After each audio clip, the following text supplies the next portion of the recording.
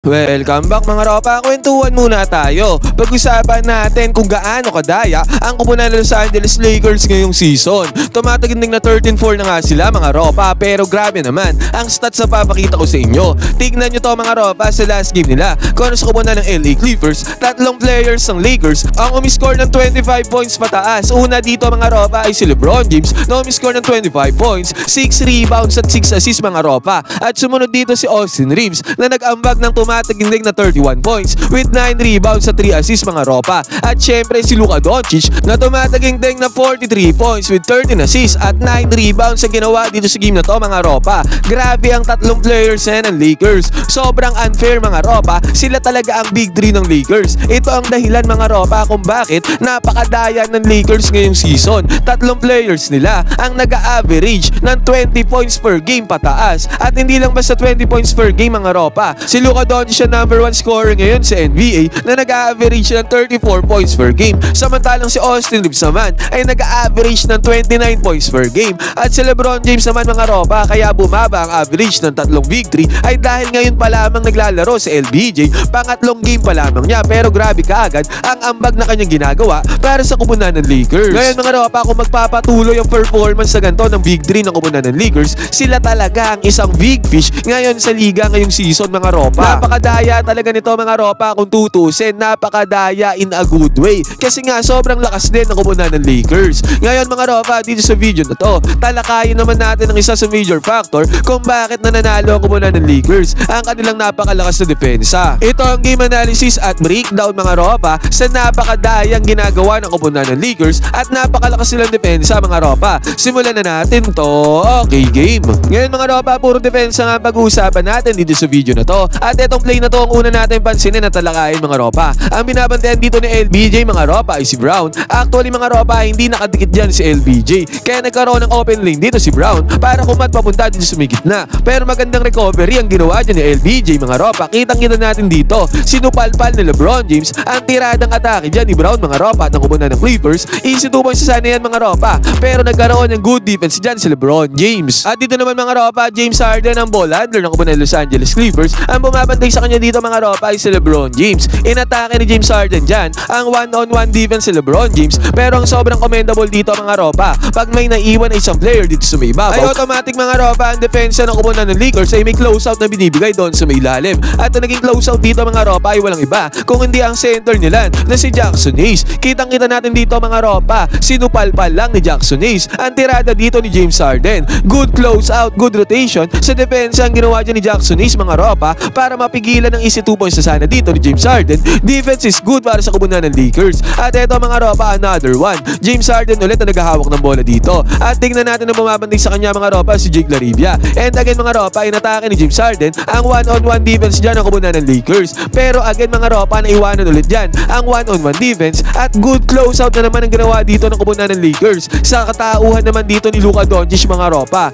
Kitang-kita natin dyan, napigilan ulit ng kupunan ng Lakers courtesy of Luka Doncic ang possible easy 2 points dito ng kupunan ng Clippers na pumupunahan sana ng James Harden. Dahil doon depensa ng Lakers mga ropa, lagi sila may closeout doon sa may ilalim pag may primary defender na naiwan mga ropa. Kaya sobrang lupit din talaga ng depensa ng kupunan ng Lakers. At dito naman sa position na to mga ropa, ang nangyari dito, nagkaroon ng switching dito sa may ibabaw. At ang nangyari dyan mga ropa, Marcus Smart ang bumabantay dyan sa may ibabaw. Kitang-kita naman natin dito mga ropa, tinulak talaga ni John Collins ang depensa nitong si Marcus Smart. Actually mga ropa, na-sell din ni Marcus Smart na maganda ang offensive foul dyan against kay John Collins. Good positioning sa may depensa dito sa may ibabaw at ang tendency outcome nga niyan mga ropa, natawagan ng offensive foul. Charging foul nga dito si John Collins. What a good defensive play ang ginawa dyan ni Marcus Smart. Maaasahan talaga si Marcus Smart mga ropa pagpalitan ng muka at in terms of defense. At dito naman mga ropa, sa pagkakataon na to, Kawhi Leonard na naghahawak ng bola para sa kupunan ng Clippers. Binabantayan siya dito ni Austin Reeves mga ropa.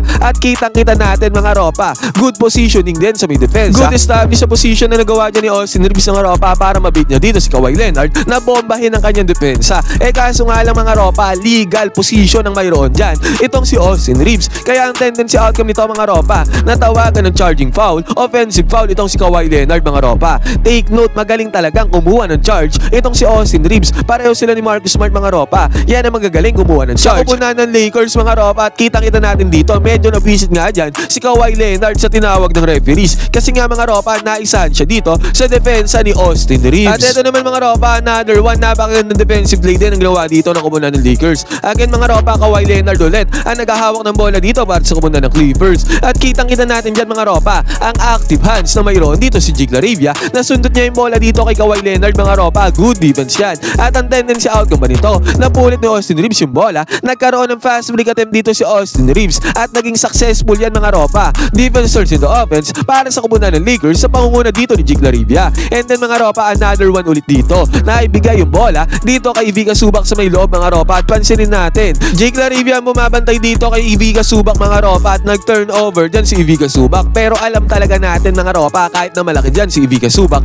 kayang-kaya siya sa depensa dito ni Jake LaRavia mga ropa. Matigas na player to at magaling na defensive player mga ropa. At sa pagkakataon naman na to mga ropa, nagbalasa ng bola ang kumunan ng LA Clippers. At sa pagbabalasa ng bola na to mga ropa, panoodin lang natin kung paano nagsiswitching sa may depensa ang kumunan ng Lakers. At ang tendency outcome nga nito mga ropa, mapuputokan na ng 24-second shot clock violation dito ang kumunan ng LA Clippers. Dito sa uling pasa mga ropa, tumakbo pa nga dyan si Austin Reeves para sa close out mga ropa para magkaroon ng enough resistance. Ang tirada niyan mga ropa, paubos na ang oras dyan, kaya nagkaroon na ng pressure, nagmintes ang tirada dito ng kumunan ng Clippers. Good defense by the Lakers mga ropa dito sa may 24 seconds na to. At sa scenario naman na to mga ropa, nagkaroon ulit ng isolation play dito si James Harden mga ropa. Bumabantay sa kanya dito si Maxi Kleber. Clearly mga ropa, mismatch to para kay Maxi Kleber dahil nga magaling na offensive player to si James Harden. At matangkad din naman si Maxi Kleber, mas mabagal siya kay James Harden. Naiwanan nga dyan si Maxi Kleber mga ropa, pero again, yung help defense, yung rotation defense sa kumunan ng Lakers ay sobrang commendable.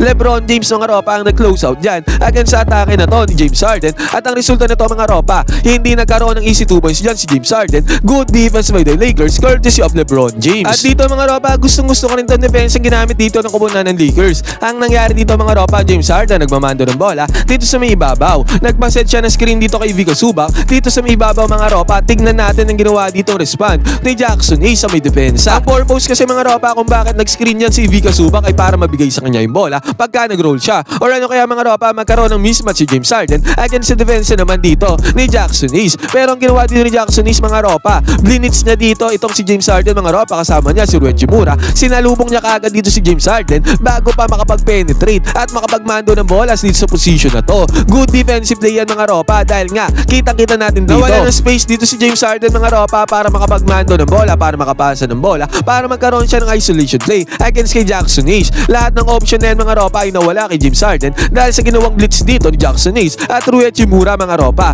Pero tendency outcome naman ito mga ropa, magaling talaga si James Harden na ibigay pa nga niya yung bola dyan sa kanyang teammate at eventually mga ropa, bumagsak pa rin yung bola sa kamay ni Ivica Zubac. Pero still mga ropa, good defense on display pa rin ang pinakita dyan ni Jackson Hayes dyan sa possession na yan. At dito naman mga ropa, ang nangyari dito, pagbubukas pa lamang to ng game mga ropa, pumunta ang kumunan ng Clippers kay Ivica Zubac mga ropa. Alam ng kumunan ng Lakers na malaking pwersa itong si Ivica Zubac at kayang-kayang umiscore. Tingnan kagad natin ang ginawa dyan ni LBJ mga ropa, iniwanan niya yung binabantayan niya dito, nag-double team siya dito against kay Ivica Zubac mga ropa para hindi to makapagmando ng bola dyan sa may ilalim, dyan sa may paint. At nung iniwan naman ni LBJ yung binabantayan niya, nag-rotate dito si Luka Doncic, binantayan niya ngayon yung binabantayan ni LBJ. Nagbalasa ngayon ng bola ang kumunan ng Clippers mga ropa, nag-rotate naman dito si Rui Hachimura sa may hawak ng bola mga ropa. Pero yun nga lang mga ropa, sayang na-score dito ang defensa ni Rui Hachimura. Pero still mga ropa, maganda ang hangarin dyan ng kumunan ng Lakers in terms of defense. At dito naman mga ropa, nagkaroon ng good defense dito si Jackson Hayes. Dyan sa may pick and roll gameplay ng kumunan ng Clippers, nakakuha ng steal dito si Jackson Hayes. At sa pagkakataon na to mga ropa, harap-harapan,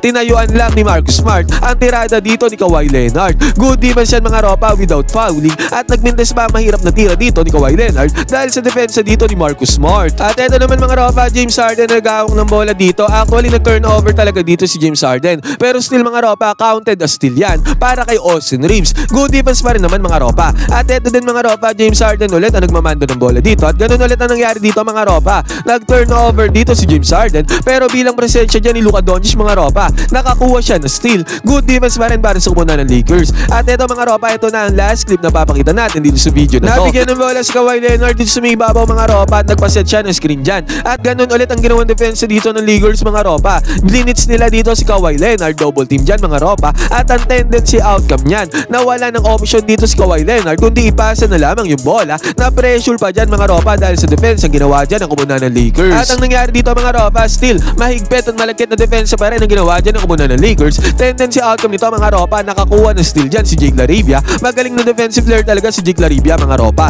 Ngayon, ito ang lahat ng clips na kung saan maganda ang defensa ng kumunan ng Lakers doon sa game nila kontra sa kumunan ng Clippers mga ropa na i-compile natin dito sa video na to. Ano ang masasabi nyo sa napakagandang defensa, pampanalong defensa na ginagawa ng Lakers mga ropa, lalo na doon sa game nila kontra sa kumunan ng Clippers, kung bakit din sila 13-4 at nananalo ngayong season. Ngayon mga ropa, ano masasabi nyo sa performance dito ng Lakers? Pwede kayo mag-comment din sa baba ng opinion mga ropa, magkwentuhan tayo.